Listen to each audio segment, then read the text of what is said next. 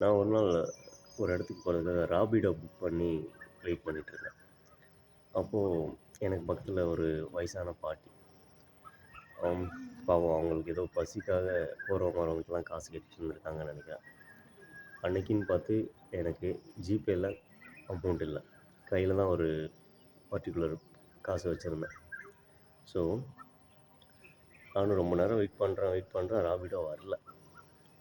அந்த பாட்டியும் பார்க்க கொஞ்சம் பாவமா இருந்தாங்க. சரி, இருக்கிற காச கொஞ்சம் குடுக்கலாம் அப்படின்னு பார்த்தா, நம்ம குடுக்குற அந்த கொஞ்ச காசுல அவங்க என்ன சாப்பிட்ற முடியும் அப்படின்னு நெனச்சுட்டு, அன்னைக்கு என்ன தோணுச்சுன்னு தெரியல. சடனா இருக்கிற பணத்த அந்த பாட்டிக்கு குடுத்துட்டேன். குடுத்துட்டு ராபிடோவ கேன்சல் பண்ணியாச்சு. என்னன்னு தெரியல, அந்த பாட்டிக்கு பைசா குடுத்ததுமே எனக்குள்ள ஒரு புதுசா ஃப்ரெஷ்ஷா ஃபீல் பண்ண மாரி ஒண்ணு உருவாச்சு. நான் போய் சேர வேண்டிய தூரமும் கொஞ்சம் தூரம். ஏன்னா, அங்க போனா தான் நான் அந்த வேலைய பார்க்க முடியும் அப்படின்ற மாரி ஒரு சிச்சுவேஷன். ஆனா, அங்க போய் ரீச் ஆயிட்டா எனக்கு வேற ஏதாவது சம்திங் நான் பண்ணிட்டு காசு எடுத்துட்டு ய வேலைய பார்த்துடலாம். ஸோ, ஆனா அந்த இடத்துக்கு போறதுக்கு இப்போ என்கிட்ட காசு இல்ல. இதில என்ன ஒரு மேஜிக் நடந்துச்சுன்னா, அந்த பாட்டிக்கு நான் ஹெல்ப் பண்ணி கொஞ்சம் ஒரு 10 ஸ்டெப் கூட நடந்திருக்க மாட்டேன். யாருன்னே தெரியாது.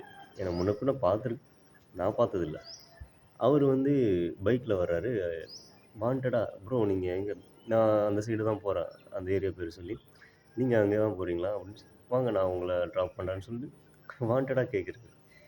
ஸோ, இதிலேருந்து நம்ம என்ன தெரிஞ்சுக்கணும்னா, நான் என்ன தெரிஞ்சுக்கிட்டேன்னா, ஒரு நம்ம எதிர்பார்க்காம ஒரு உதவி செஞ்சா, எதிர்பாராம நமக்கும் ஒரு நல்லது இன்ஸ்டன்ட்டா நடக்குது.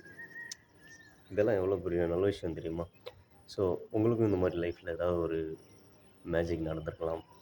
ஸோ, என்னோட ஷேர் பண்ணணும்னு நெனச்சா கீழ கமெண்ட் பண்ணுங்க. Thank you so much.